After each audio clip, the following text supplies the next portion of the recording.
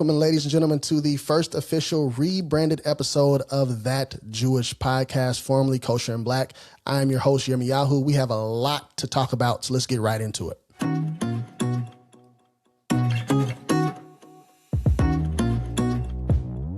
believe that a Yid will win in the end, that if you stand with Hashem and you stand for what's right, you will march across the finish line. You will have victory. Welcome, ladies and gentlemen, again to another episode of, the first episode of That Jewish Podcast. I gotta get used to saying that. I'm so happy about the rebrand. I'm happy about the response. It's been overwhelmingly positive, so I thank you guys. So if you were formerly listening to Kosher and Black, it's just a different name, but it's the same message. So I thank everybody for sharing this podcast with others, listening to it. Listen, if you're on Instagram, if you're on TikTok, please hit that follow button. If you're on YouTube, hit that subscribe button. Facebook as well. If you have WhatsApp, join the WhatsApp group. All these links will be in the podcast show notes as well as on YouTube if you're watching this. If you're watching on YouTube, listen, the video quality get better. I'm working through some things. I'm trying to learn some things as far as videography is concerned. But we have a lot to talk about, ladies and gentlemen. So we're going to get right into what we have to talk about today. So we're talking about anti-Semitism today, and not what you may think. So we're going to listen to a few things that Tucker Carlson and Candace Owens has said. This by no means is about Candace Owens or about Tucker Carlson. These two people are tropes. Nothing these two people have said or the guests on their shows have said is anything new under the sun. Interesting enough, this week's, as of this recording, this week's Parsha is Shemot. So we see the first act of anti-Semitism and people just grabbing stuff out of thin air, making stuff up about Israel that is just absolutely not true. And the only way to combat things that are not true, falsehood, you combat it with the truth. Emet. Emet is the light that shines in the darkness 110% of the time. If we are consistently walking in truth, there's no darkness that can harm us. Okay. I think the biggest weapon, I'm currently reading this book called by Rabbi Shore. I'll put the link in the podcast show notes as well as YouTube. I'll share it on Instagram as a story as well. But it's called Who's Afraid of the Big Bad Jew? And it just talks about the history of anti-Semitism and how we, as Jewish people, make the mistake of thinking that anti-Semites are these dumb, bumbling idiots who have no rhyme or reason for their hate. For a lot of them, the exact opposite is actually true. They are very articulate. They're very smart. They are very tactical. And we need to be aware of that. But we don't need to be afraid of that. So the best way to combat, I believe, anti-Semitism is through education. We need to be educated about our history. We need to be educated about what's currently going on.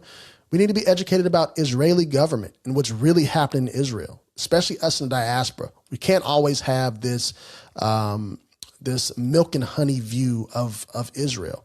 Sometimes things aren't going so well in Israel. Sometimes the government and the people are not in sync, just like right here in America. Everybody doesn't love Donald Trump. Everybody didn't love Joe Biden. Everybody didn't love Barack Obama. Everybody didn't love Bush and Clinton and so on and so forth. And sometimes those disagreements can come to a head, whether in Israel it's in the Knesset, whether in America it's in Congress, whether it's January 2020, whether it's the Tea Party camping out in front of the White House, whatever these disagreements, the Occupy Wall Street, the Black Lives Matter marches, whatever these things manifest themselves in, Israel is no different than United States in that manner. So we need to have ourselves educated about these things. We need to be educated about Torah, Gemara. We need to be educated about mysticism and all these different things, Kabbalah. And I'm not saying you as an individual need to know all these things because that can sound overwhelming, right? None of us are masters of them all. But as a group, you know, you may have the piece on Torah. Someone else may have the piece on the Gemara. Someone else may have the piece on the government. Someone else may have the piece on the history.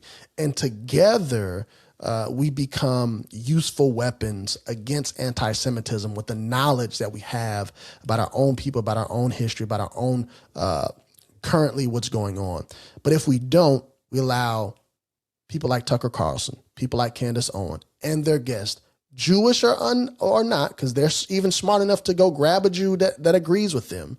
But either way, whoever it is combating these lies, we need to be knowledgeable enough about the things that they're saying in order to combat them. Not to go on Twitter or X or whatever it's called, or Instagram and at them, but do things like this, whether it's a few part series on a podcast, whether it's educating your children, whether it's doing a shir at your shul, whatever it is to arm people, because everybody doesn't have, the gall to at Candace Owens or Tucker Carlson, but you have at Candace Owens or Tucker Carlson on your job. They're at your grocery stores. They're on the subways.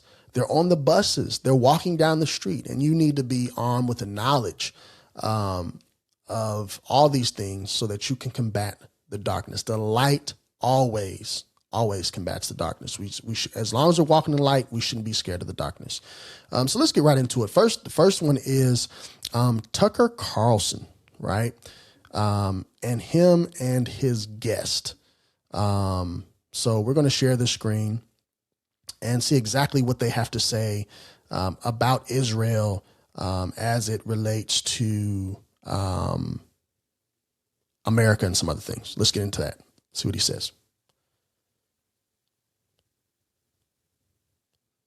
On Israel. I'm not actually that interested. I personally like Israel, whatever. The red line for me is, this is my country. My birthright is free speech. God gave me that right. And if you're telling me what I'm allowed to say in my country, you're my enemy. Like, it's just kind of that simple. You can't tell me what to say or think, period, because I'm an American. You cannot enter a discussion with an Israel defender without them immediately accusing you of being a racist if they disagree with you. Oh, you're an anti-Semite. Try and have an argument. Criticize Israel just a little bit and count down the number of seconds before you get accused of being motivated by bigotry and hatred. And these are the people who say, oh, I hate the tactic of accusing everyone you disagree with of being a racist. That's their only tactic, their go-to tactic. The minute you question, like, why is the U.S. financing Israel's military in its wars when it not only hurts our own country, but when millions of Israelis are having better standard of living than millions of Americans? You're a Jew hater. You hate, you have some kind of problem with Jews. So it's the same tactic there. Do they say that to you? Constantly. Being Jewish is not in any way, does not give you any kind of immunity from that accusation. Like, zero. I think you can have any opinion you want. All righty. So that was Tucker Carlson. All right. So there were a couple of things he lifted up there. So his guest, who unfortunately is a Jewish person, but nonetheless, he lifted up the fact that, number one, if you say anything against Jewish people and you disagree with them, you're automatically pegged as anti-Semite. They said that the U.S. economy is hurt by funding Israel's military. And they said that Israelis live far better lives than those in the United States of America. So let's shine some light on all those things. First, one he said was, or at least one of the things he said was that if you disagree with pro-Israel people or Israelis or Jews about anything Israel, you're automatically pegged as an anti-Semite. So let's see what is the working definition, right, of anti-Semite, and then we can see what exactly they're really talking about. So here's the working definition of anti-Semitite given by the Holocaust Remembrance Memorial. And it says that anti-Semitism is a certain perception, right here, of Jews which may be expressed as hatred toward Jews.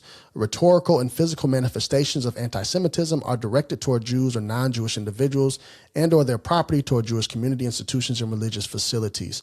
Then it goes down and gives examples. So it says calling for, aiding, or justifying the killing or harming of Jews in the name of radical idolatry or extremist views of religion. It says dehumanizing or or demonetizing or stereotypical allegations against Jews as such, or the power of Jews as a collective, such as especially but not exclusively the myth about a world Jewish conspiracy of Jews controlling the media, economy, government, or other societal institutions, accusing Jews as people of being responsible for real or imagined wrongdoing committed by a single Jew or a person or group, denying the fact, scope, mechanisms, or the intentionality of the genocide of the Jewish people at the hands of the National Socialist Germany, aka the Nazis, and its supporters and accomplices during the World War II, accusing Jewish people or Israel as a state of inventing or exaggerating the Holocaust, denying Jewish people the right of self-determination, applying double standards by recurring of it a behavior not expected or demanded of any other democratic nation, as far as like why is Israel not feeding the people they're in war with? That standard is not for any other nation. Drawing comparisons of contemporary Israeli policies to that of the Nazis, holding Jews collectively responsible for the actions of the state of Israel. All these different things are examples of just outright anti-Semitism. So can you disagree with Israel, Israelis, Jewish people on any issue of Jewishness? 100%. Just let me tell you, most of you listening to this already know that the state of Israel is a democracy, the only democracy in that whole region over there. If you don't like Bibi Netanyahu, you can sing it to the hilltop. If you don't like what the Knesset is doing, you can sing it to the hilltop. Just like in America, you don't like Donald Trump, you can climb the top of your roof, get a megaphone, and tell the world how much you hate Donald Trump. You are free to do so. And no one's going to, well, they might, but even if people call you anti-American and all that stuff, you have the freedom to do so. It's not about disagreeing. This is the armor that anti-Semites try to put on themselves. That, well, all I'm doing is shining the light on facts. And if they, and they're calling me anti-Semite because they disagree. No, we're calling you anti-Semite because you're saying things that's harmful to Jews. You're using conspiracy theories and not facts for your stories. It's always, well, wait till I prove this, or wait till we can prove this type stuff. And it's never anything concrete, never anything based in truth, never anything based in the light. It's always he said, she said stuff. And it's always the Jews. It's always the Jewish problem. When someone starts a conversation to try to talk about solving the Jewish problem, you already know that they're about to go swimming in the lake of anti-Semitism. It's a foregone conclusion. All right. So now that we have that definition, now let's look at some things that he said. He said that supplying the military, funding Israel's military is hurting the United States economy. Let's see if that's true. All right.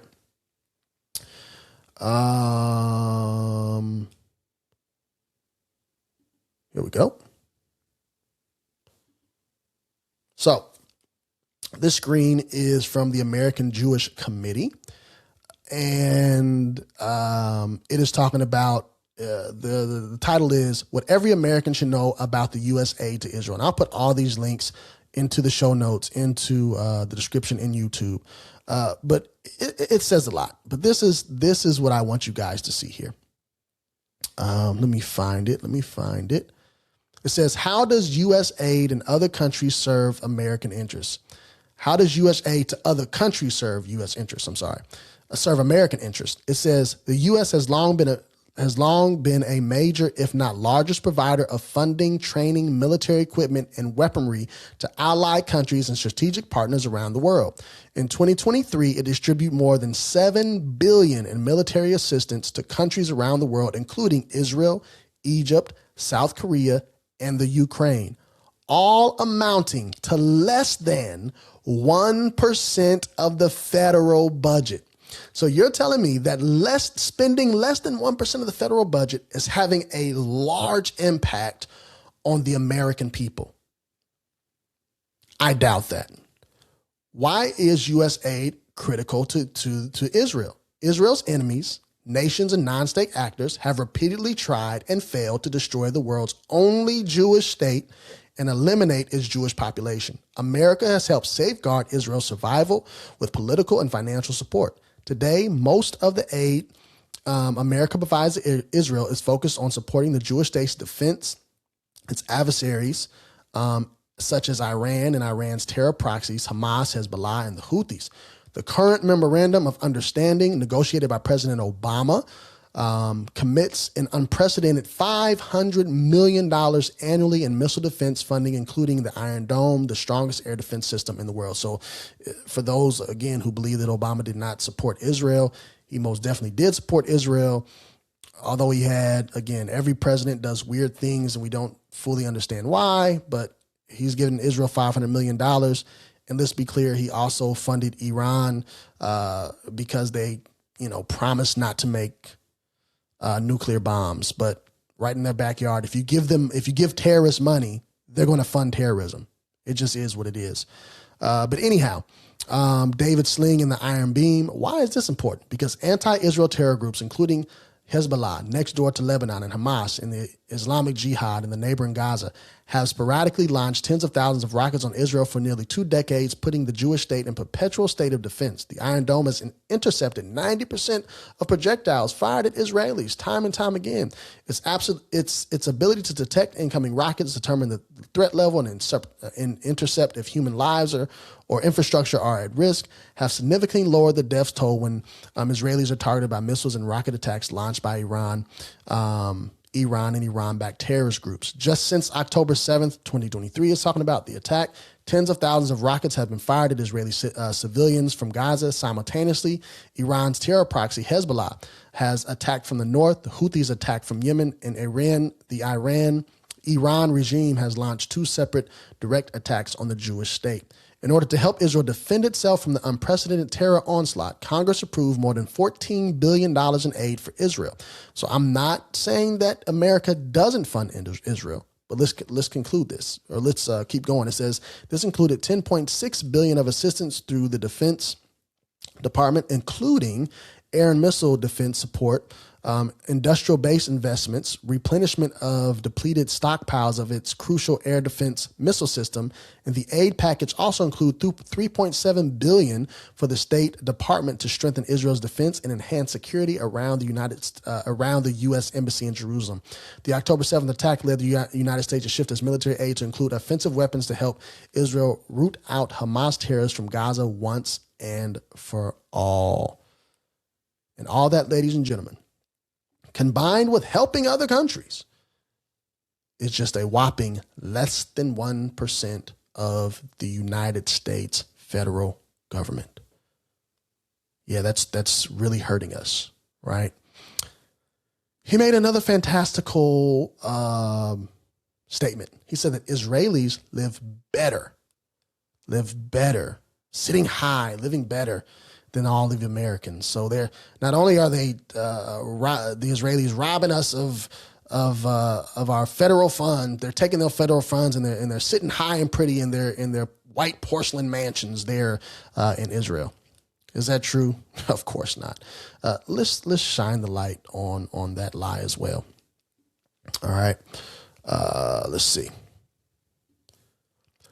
This is an article from the Times of Israel.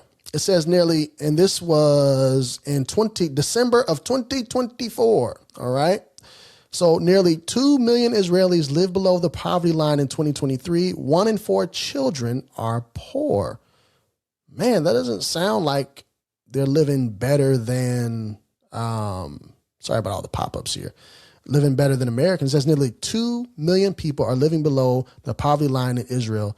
And that doesn't sound like a lot of people, but remember, Israel is not a large country, but America has 330 million people or something like that.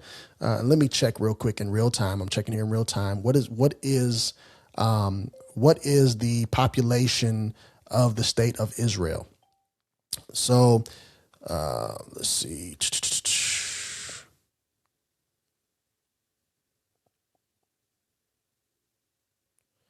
Of Israel. It's 10 million, a little over 10 million. All right. That's how many people live in Israel, a little over 10 million. So 2 million of that 10 million are in poverty. And what does it say? It says, they didn't give me a percentage yet. Okay. So we'll stick with that number. 2 out of the 10 million people live under the poverty line, right?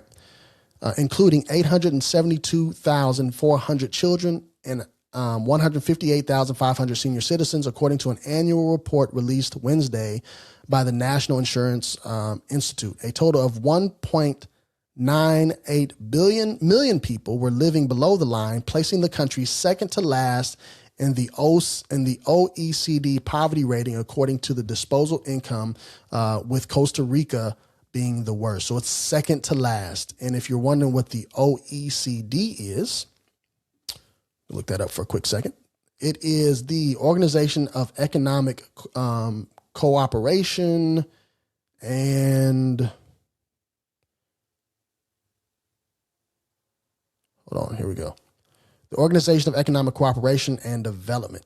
All right, that's what that is.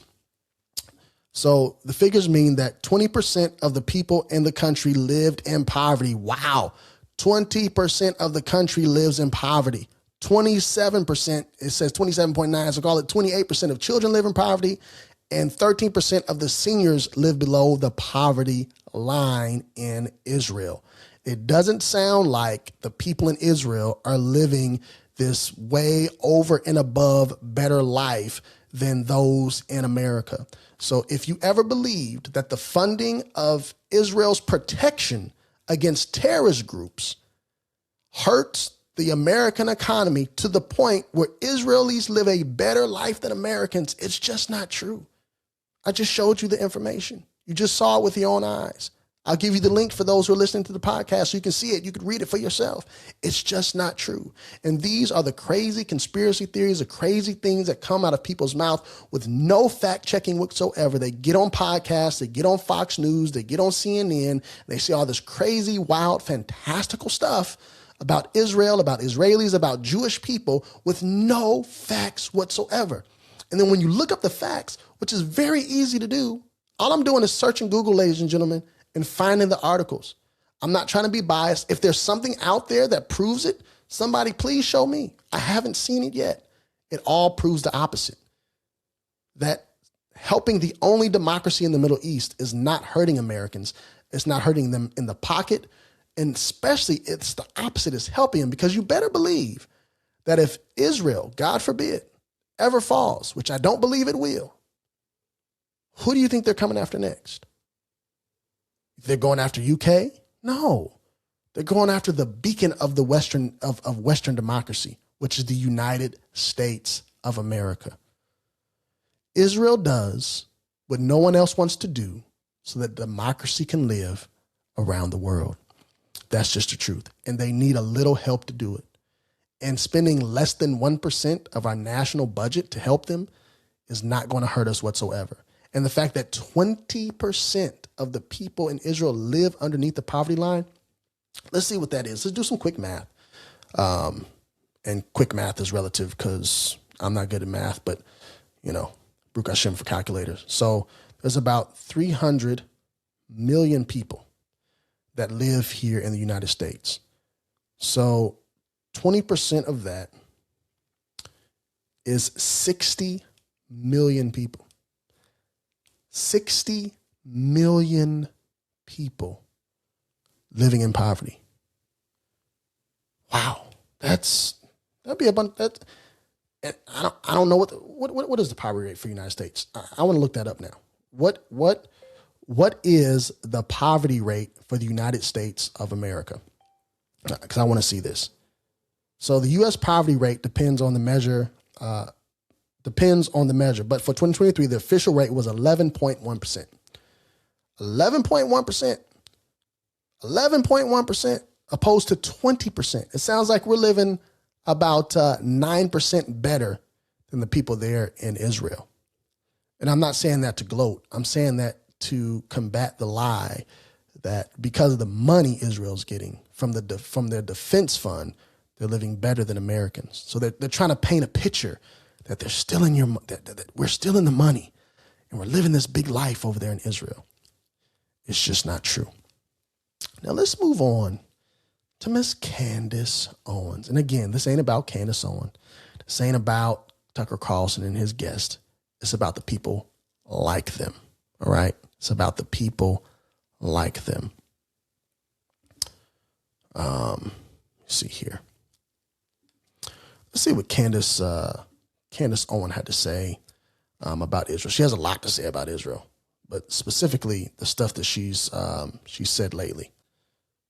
The Star of David. That was never a symbol for Judaism until Sebastian Sebai, 1666. This is when he declared himself the Messiah. And that symbol is actually from Solomon. They believe that it has mystic powers. Prior to that, it was the Kiddush cup that represented Judaism. So if you go on Wikipedia, it'll tell you that. It's Kabbalistic. So they're wearing the Star of David.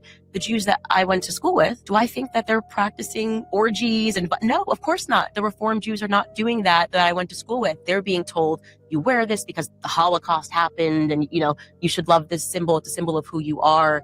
And I am challenging them to learn more because it does go back to Baal worship. You're exactly correct when you say that. They don't know that no more than I knew things about Black history. You know what you're told. We have to all become more studious on the topic of theology is what I think. So even the Star. Wow. Okay, so she said a lot there. First of all, did you notice that she likened Judaism to Baal worship? Like, if anything, we're more opposite than one another. Is Baal worship in Judaism. But because of the sect of Catholicism that she's in, who reject the Second Nicene Council, which says that God has not rejected his people, he's not rejected the Jewish people. Her sect of Catholicism believes that the Jews are rejected, that we're nothing, we're nobody, and that the Christians have replaced us. It's called replacement theology. Look that up for yourself to see the vile, crazy stuff that's about. And that's what she believes. So all of her stuff now has to be anti-Jewish, because if any of the thing in Tanakh and Torah are true, then that means everything she knows about religion is false. So now she has to liken us to Baal worship. But if anything, Abraham, Isaac, Jacob, our forefathers, Moshe Rabbeinu, David Amelech, all the big names in Torah and Tanakh rejected Baal worship. All the good kings of Israel tore down the altars. All the prophets, the Navi, they told Israel to reject Baal worship and go back to the teachings of Moshe Rabbeinu, which is Judaism. So if we're going back, if we're leaving Baal worship and going back to Judaism, the two cannot be the same. They cannot be the same. And then she mentioned Shabtai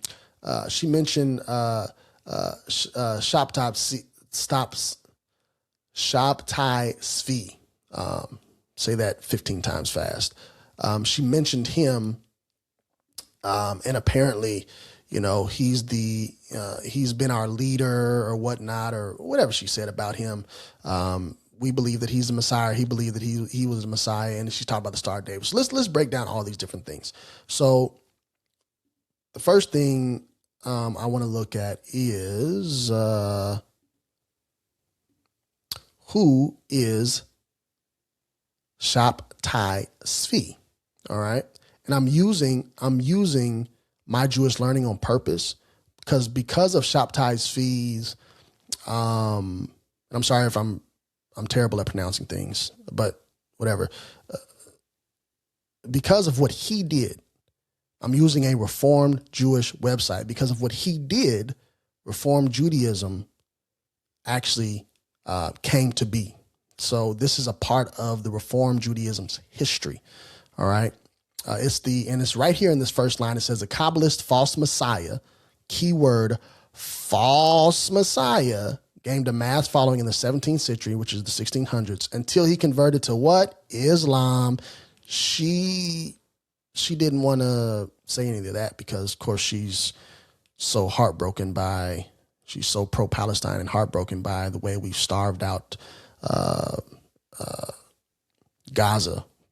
The only country in history, Israel's the only country in history that's supposed to feed and clothe and do all these things for the person they're actively in war with. Did America feed and clothe Afghanistan? Is Russia feeding and clothing the Ukraine or vice versa? I don't believe so. Anyway, while faith is while faith in the coming of the Messiah is a linchpin of Judaism, Jews have traditionally taken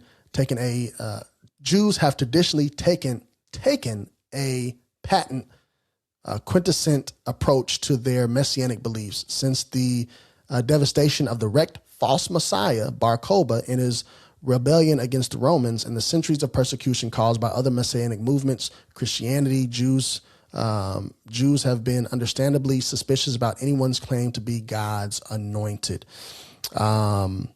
It says Shabtai Tzvi was said to have been born in the 9th of Av in 1626 to a wealthy family of merchants in modern day Turkey.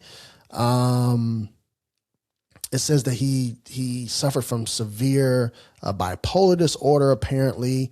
And then he believed that he was a Messiah. He came across, I'm telling the story quickly because I don't want this to take up the whole podcast. But again, this link will be in the description, podcast notes, for you to read it on your own. He came across this prophet named Nathan. And this man named Nathan convinced Tzvi that he was the Messiah, right? So it says right here, in embracing the Messiah, Messianic fever began to spread throughout the communities of the diaspora. Repentance, extreme asceticism, I don't know that word, sorry. Scourging, fasting alternated with periods of ecstatic joy. Messianic prayers written by Nathan of Gaza were published, while some Jews began to make several plans for their imminent departure to the land of Israel. Others refused, believing that they would miraculously be transported there on clouds. So that's kind of telling you what was going on during that time. Shabtaiism influenced communities all over the Jewish world, many of whom were unaffected by the Kamelniki and had no significant history of persecution. And then we get here in 1666. So Candace Owens mentioned 1666.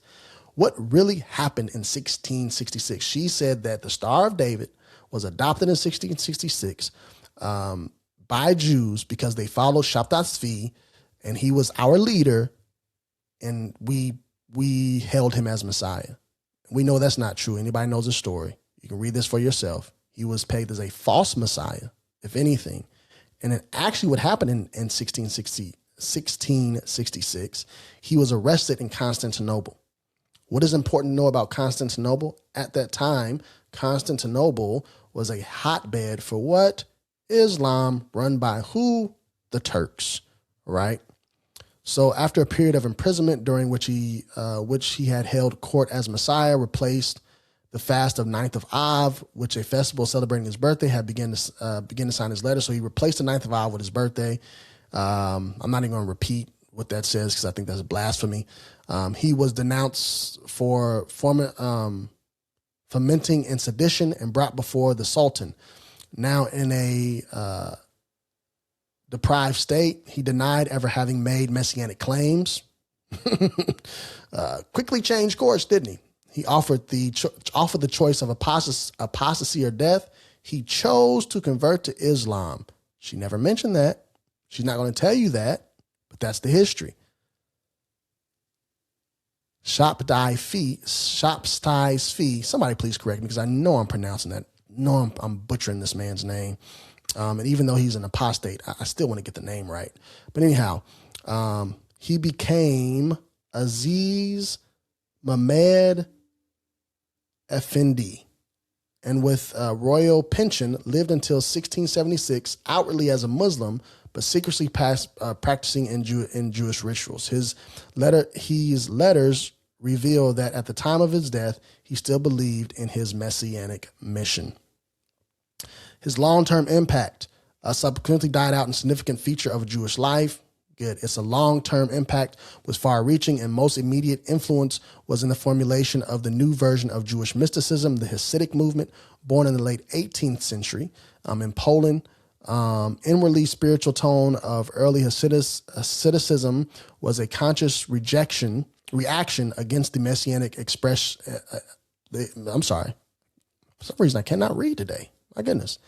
Against the messianic exercises of the Shabbatians, while the Hasidic Jews, unconditionally faith in their rabbi or tzaddik, had in its precedent the dynamic between Shabtai Tzvi and his followers. In the late 20th century, the resurgence of the Messianic favor among some Chabad Lubavitch Hasidic Jews lent credence to this relationship. Historian Carlson took this idea to a step further, arguing that the whirlwind of popularity enthusiasm garnered by the secular Zionists like Theodor Herzl at the end of the 19th century cannot be understood without the reference of the Shabbatian movement, and so on and so forth. So Shabtai Tzvi was not some dude that just people followed like that. Like the whole world, there's a lot of Jewish rabbis who denounced him as Mashiach over and over and over and over again. Did he have followers? Absolutely, he had followers. All the false messiahs had followers. Jesus had a large massing. He continues to have a large massing today, and the Jewish nation considers him a false messiah as well. And the crazy thing about the Star of David is that she says it's Baal worship. It goes back to other stuff. The Pope wears Star of David on his hat. Like, look it up. Like, actually, you ain't got to look it up. Here. I'll show it to you. Let's see. Look up the Pope's hat. I don't know what else that is called. Let's see here. Let's see. Of David. Because the Pope has a hat. Oh, there it is. Man, that's a bad look there for Candace. But I mean, I'm assuming if you were to show her this, like, she wouldn't, somehow she would deny it or whatever. But yeah, here's the Pope in his hat of, the Star. Why does the Pope wear the Star of David? Vatican City, all this. Look at this. Look at this. Look at this. It's all over the place. Star of David all over this man's hat. Look at that. So yeah, don't tell me the Star of David is not unique to Judaism, is what I'm trying to say. All right, I feel like I'm rambling, but the Star of David is not unique to Judaism. There's a lot of Eastern religions who've used that type of star before Jewish people ever used it. Obviously, the Catholic Church uses it, the faith of her choice. And then let's look also at some of the history of the Star of David. All right. So it says, this is from Aish, Star of David, or the Mogen David, Origins and Meanings of the Jewish Star. It says, what is the Star of David? In modern times, the Star of David has become a premier Jewish symbol. The six-pointed star, the hexagram made of two interlocking triangles, can be found on mezuzahs, menorahs, tallit bags, kippahs, ambulances. In Israel's bear sign of the red Star of David, and the flag of Israel has a blue Star of David planted squarely in the center. The origin says that the Star of David appeared thousands of years ago in the cultures of the East. It's also a popular symbol in pagan traditions, so that's not false, and used as decorative device in the first century churches and even in Muslim culture. So it's everywhere. So again, you remember when we had the definition of anti-Semitism, and it says that you put, paraphrasing, but when people put unfair expectations on the Jewish people as a whole, they don't put on other people. So it's okay for Muslims, it's okay for Christians to have a Mogen David, it's okay for Eastern religions to have it. They're not discussed at all, but it's the Jewish people. Oh, it's those, when they use it, now it becomes a symbol of Moloch. Now it becomes a symbol of who she used. She didn't say Moloch. What'd she say? Of Baal. Oh my goodness.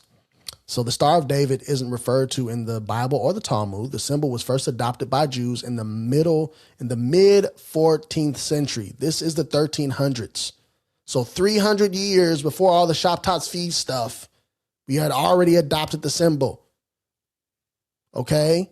When the Holy Roman Emperor Charles IV granted the Jews of Prague the right to carry a flag, they chose the six-pointed star, well before Mr. Tzvi decided to be the Messiah. So these are the things that I'm talking about, ladies and gentlemen. We have to know history. We have to know Torah. We have to know Israeli government. These are things we have to know. And you don't have to be an expert at all these things. And you could, watch this, when there's conversations at work, don't try your best. And I know it's hard, whether it's on the subway, whether it's at work, whether it's walking, wherever it is, the bus stop, whatever it is. Try your best to leave your emotion out of it. I know it's hard. I know it's hard. But try your best to leave your emotion out of it, because when you get emotional, you start saying things that you wish you had not said. You start, and you may not hear someone when their questions or their comments are actually coming from a genuine place. And you can quickly correct them on some things. We quickly correct Candace Owens. We can quickly correct Tucker Carlson, because we know that their claims are false. We see it right here in all the evidence right here in front of us. But you may not have the evidence right there in front of you on the bus stop, on the subway, at work, at school, wherever it may be. But what you can say is, hey, I know these things are lies. I know that you believe that these things are true. But give me a day or two and I will show you evidence proving to the contrary. And that's okay to do. And people may respect you more when you're actually giving them something they can read. But also know this. There are those out there that will swear up and down that the sky is red, but doggone it, it's been blue for millennia. And you can take pictures. You can give them samples of gas from the sky. You can give them evidence from NASA. You can give them evidence from the local news station, and they will call all that conspiracy, and they will call all that lies from the big media and all this other stuff. There's nothing that you can do to convince that person that the sky is actually blue. And it's the same with anti-Semites and people who hate folks who hate the Jewish people, folks who hate the one Jewish nation that we have. You can tell them till you're blue in the face all the things that are true. They will never believe you. And that's okay. Those are the people that you cut off and leave alone, because you'll never be able to change their mind. The people like Candace Owens, the people like Tucker Carlson, you'll never be able to change their mind about Israel, because it's always about what Israel or the Jews have done to them, and about the conspiracies that they believe, and about the proof that they have, that they believe is actually real. But the truth is, if all their claims come to be false, their whole world begins to fall apart. But as long as you're armed with the truth and you know the truth, that is all you need to know for yourself. So if you present your coworkers or whomever is coming up with this crazy stuff like Candace Owens and Tucker Carlson, I have people I work with that love these people, and that's okay, because everything they say is not false. I'm not a follower of either one of these people. That's just not my cup of tea. But when they do say weird stuff, it needs to be corrected, not with emotion, but with facts. As Ben Shapiro always says, facts don't care about your emotion. And that, I believe that wholeheartedly to the truth. So let's be armed with education. Let's be armed with the facts, so that we can combat anti-Semitism when we see it. Because 100% for sure, Candace Owens and Tucker Carlson are spewing anti-Semitic rhetoric. They will try to cover themselves by saying, no, they're just using free speech to disagree with Israel. But in fact, they're linking Jewish people to conspiracies, saying that we're still in the economy, we're living better when we're actually not, saying that our religion is based in some type of Baal worship. All these things are just not true. And within 45 minutes, I've proved all these things not to be true. And you could do the same thing. You don't need 45 minutes to do it. You just need a quick search on Google, or the knowledge you already know from going to shul, the knowledge you already got from a good Hebrew education. And also, hopefully, I'll have a head of school on the podcast to talk about the true importance of having your child have a great Hebrew education. It's so, so important. I'm not knocking if you got to send your kid to public school, you can't afford it. We'll talk about, hopefully we'll talk about ways to afford the school and everything, all that nature. But I'm not knocking that. I'm just saying, unless your child they're going to public school and they're getting, a stellar education from the synagogue that they're going to, whether that's a really, really good Sunday school or a really, really good kids program, God bless you. But I know for most people, that's not the case. If your kid is going to some type of public school that's not a Hebrew public school, they're not getting a Hebrew education. They won't be able to combat anti-Semitism. They won't be able to combat the lies about Israel. And unfortunately, a lot of those kids are the ones that are wrapped their heads in keffiyehs just a couple of years ago, yelling free Palestine and from the river to the sea. And they didn't even know why. And that's unfortunate. That's all I have for the day. I hope this helps someone. I hope this blessed someone. If it did, please share it with somebody that you know. Hit that thumbs up button if you're watching this on YouTube, as well as the notification bell, so you'll be notified every time that a brand new episode comes out, whether this is on camera or whether it's on audio. And obviously, if you're listening to this on Spotify or Apple, please leave a review. It really helps us out in the algorithm. It helps people find this podcast, and it lets Apple, Spotify, YouTube, especially write a comment on YouTube. It lets people know that, hey, this podcast is interesting and people should be listening. So until next time, light up the darkness, change the world. Peace.